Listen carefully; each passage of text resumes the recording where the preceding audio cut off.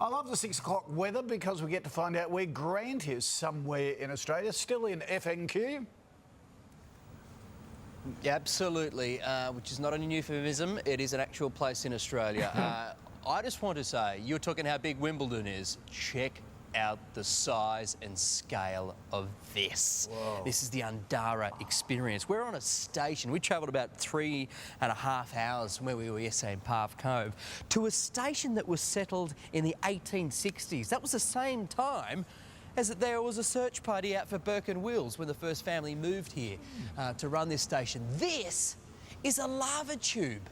It's not a cave, it's a lava tube. It's also one of the world's oldest lava tubes and longest lava tubes. There was an explosion, say, 190,000 years ago, and what it does is the intensity of the lava from the explosion that happened here carves these natural tunnels for 164 kilometres through the earth, and it just continues, and it gives you this huge, big, cylindrical, hollowed area like this that just dots the countryside.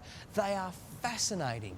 They are long, and these are exclusively worldly unique in this particular part of the world.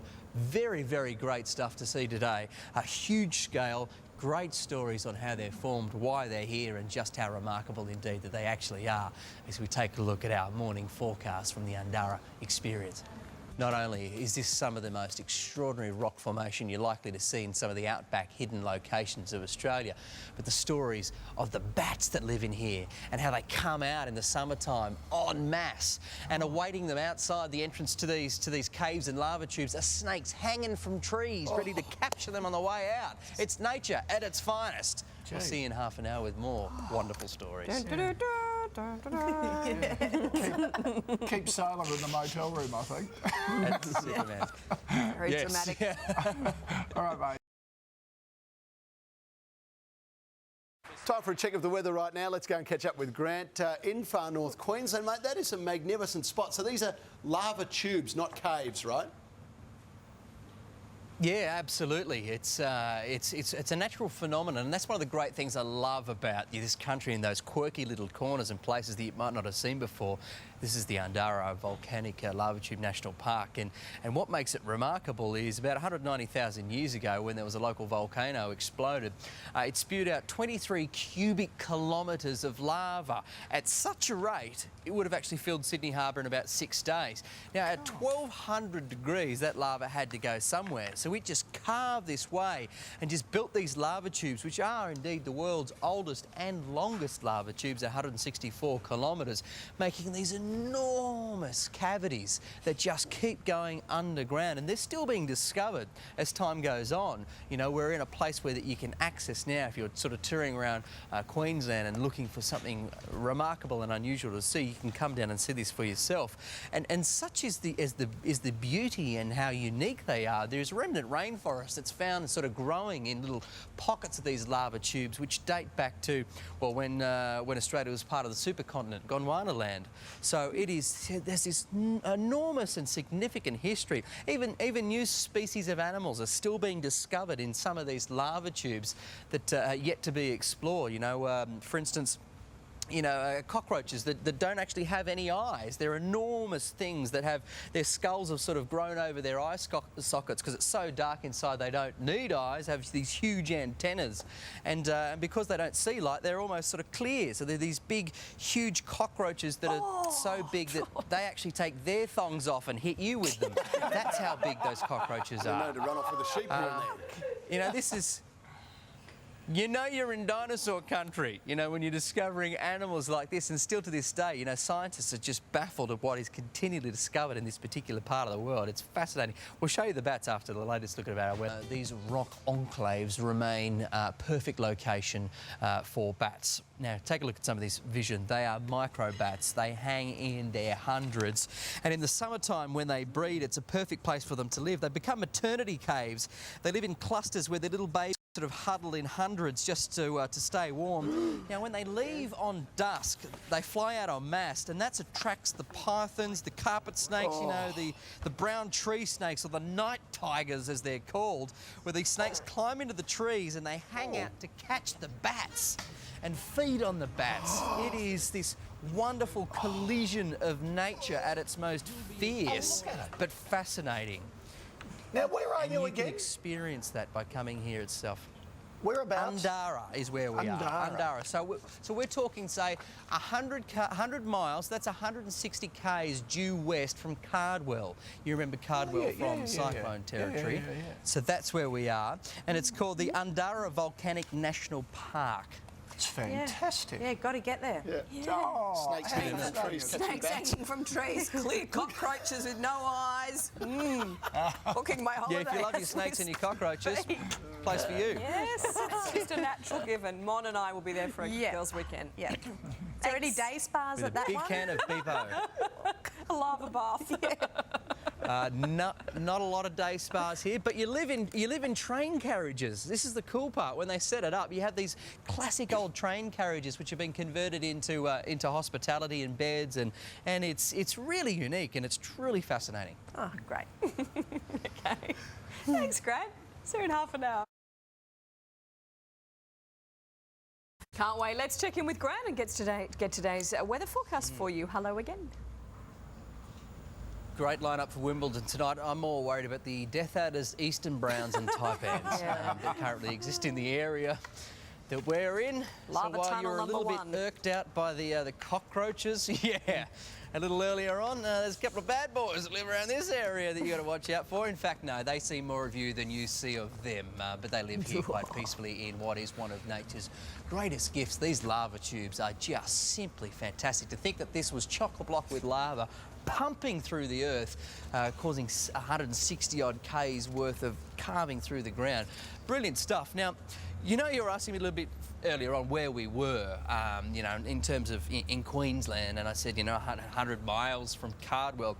Well, you kind of know you're in outback territory when you see a sign like this on the road on the way in. Look at that. You can see it there. But that, look out for the 30-foot cow Beware of the bull. that was to turn your car over. That is a terrifying... Imagine you've come from the city in your little beep-beep arena, and then you look up and you see that sign with a 30-foot cow tipping your car over. That's how you know you're in a tough... Yeah. It looks like a theme park ride. That sign. We drove past that and went, what is that The mighty sign cow representing? And then we're all driving very, very quietly after that. In fact, we're so far inland, but still, Tropical Cyclone Yazi, when it came over, although we're 160 kilometres inland, it still came over as a Category 3 tropical cyclone. Now, cyclones normally just stop dead once they hit land because they lose all their fuel. But 80% of the vegetation here was completely destroyed. Now, when you run 4,000 head of cattle on the land just above us here, you know, that's hugely devastating, and knocked down all their fences, and they're still trying to retrieve some of their cattle that went missing after the cyclone. That's tough when it takes 6 months to muster just once on the station above here at 640,000 hectares or acres. So it's big country, and she's certainly got a lot of surprises in store as we take a look. In 1860, there was a bloke who was the most northern settler in Australia at that time. His name was Ezra Firth. He moved up here and opened up a lot of this farmland. He came up here with his wife. They were so remote that Ezra only got the chance to take his wife to town twice in 17 years. That's how remote we are in 1860 when he was the most northern settler. You reckon fashion would have changed a little bit in 17 years when poor old Ezra's wife finally got to go to town? You'd have to stock up, wouldn't you, on it's a big essentials when you go to town? Yeah, that's This right. has got to last you 17 years, love. Milk. It's great. Thank you, Grant. Learning a See you lot. soon.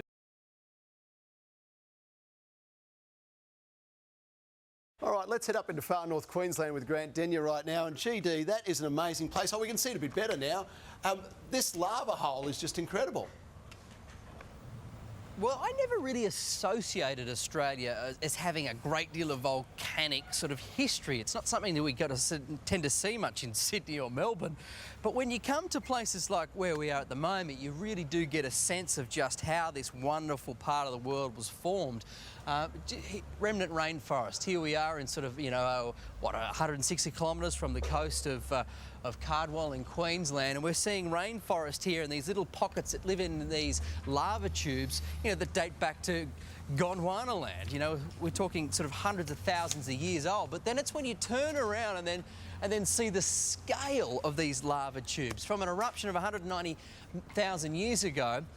What basically happened is so much lava was pumped out of the volcano in this region, it sort of ran down the hill, sort of using a riverbed to guide it, if you like, and then it sort of formed these, sort of huge high sides and ceiling. But that lava had to keep sort of pumping along because it, 24 cubic kilometres of lava was spewing down until it sort of emptied out. When it emptied out, it left behind these massive kilometres of lava tubes and this wonderful scale that provide this huge little bit of nature snapshot that you don't really get to see anywhere else as we have a look at the forecast now. Although it's, 160 odd kilometres of these underground lava tubes that snake their way sort of through the ground and terrain, it was believed that it could have been created in as a short time as sort of 6 to 8 weeks. Such was the violent nature of the volcano explosion. But today they're still being discovered in new places all the time. But here is a wonderful location in the Undara Volcanic National Park where you can actually see it and get down into it, which you can't in many other locations. It's fascinating. Thank you, Graham. What a great little gem. It's gorgeous. Isn't it, to learn about Imagine this? the flight disruptions from that volcano, Grant. How many thousands of years ago was it? Good point. Yeah, 190. You wouldn't want to be in a Rex plane flying over that one.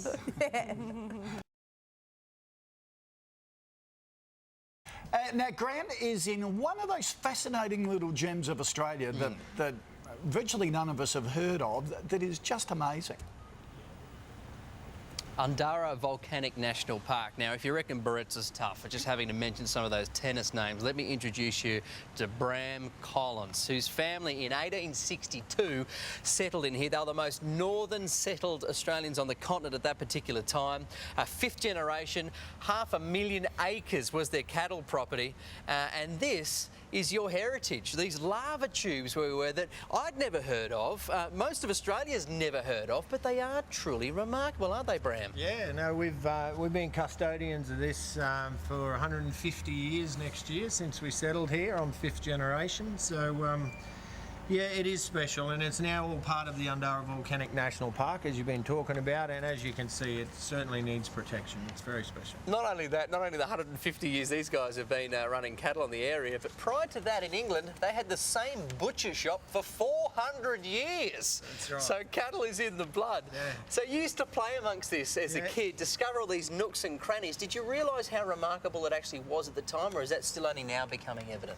No, it's, look, when I grew up, I talk about ignorance is bliss, I grew up and I went to boarding school when I was a 7-year-old, and I just figured that if you came from a cattle property, you had caves. I couldn't understand what was wrong with everyone else. They didn't have caves on their place, but, as we grew and learnt more about the system, we were to discover that these are one of the most significant lava tube systems on planet Earth. It's part of the longest lava flow on Earth. It went for 164 kilometres, and these are 190,000 years old and the oldest standing lava tubes in the world. That tree started growing when Captain Cook was sailing up and down the east coast. Yeah, you look at some of this vegetation, it dates back to the days of Gondwana, and it's, some of these trees are over 250 years old. So, they would have been here as seedlings when Cook was sailing around first looking for the place. Unbelievable stuff, isn't it? As we have a look at the forecast. Scientists are just finding these new fresh little enclaves here all the time. Some of them are locked down, such is the significance of the discoveries they're finding. They found one cave where to climb in it's only the size of a human being whole, and there's not a lot of oxygen in there, but they're finding animals that are living in there that have progressed and grown and developed over time. There's a frog that's been living in there with just a 1 degree temperature variance its entire life. So if you pick that frog up, put it in its hand, he'll die. He'll just cook in your hand because your body temperature is so much higher. He's been living underground in these dark holes with 1 degree temperature variance. And these species have never been discovered before, and they're still being discovered down in these secret little locations, which we'll swim in half an hour. Oh, fantastic. Let's get a check of the weather right now. Grant's found a fantastic spot a few hours inland from Cairns, and it is quite remarkable, and you can swim there. Well, it's one thing to visit the Undara Volcanic National Park. It's another to actually swim in amongst it. It is captivatingly beautiful, guys. I can't begin to tell you just what this formation looks like from deep inside. You can get the opportunity to swim in some of the depths of these volcano tubes when 190,000 years ago, just tons and tons, in fact kilometres of cubic metres of 1,200 degree lava carved all this through and created this natural beauty that probably none of us has ever heard of. I certainly haven't. The bats, when they fly out in the summertime at night, the snakes hang from the trees to catch them. It is wild, but it is spectacular. What's probably something? Hope it wasn't a crocodile. Let's have a look at the forecast. It's probably one of the more spectacular places I think that we've discovered in Australia as we wander around and try and find these unique gems that you haven't heard of. Undara Volcanic National Park is a place to come to. You stay in train carriages, it's beautiful accommodation. It really is some of that pioneering outback heritage, you know, when the early cattle settlers came through here in 1860. But in essence, it's a whole world we never knew existed. I hope you enjoyed the day. We'll see you tomorrow, guys. It's just fantastic. Yes. I heard And- bats, snakes, crocodiles, and something about something heritagey stuff. And that monster in the pool. Oh, I know. It's lucky that great. Grant knows sign language, so then we can understand. That's amazing, wasn't it? That's I didn't think beautiful. Grant took his swimmers on.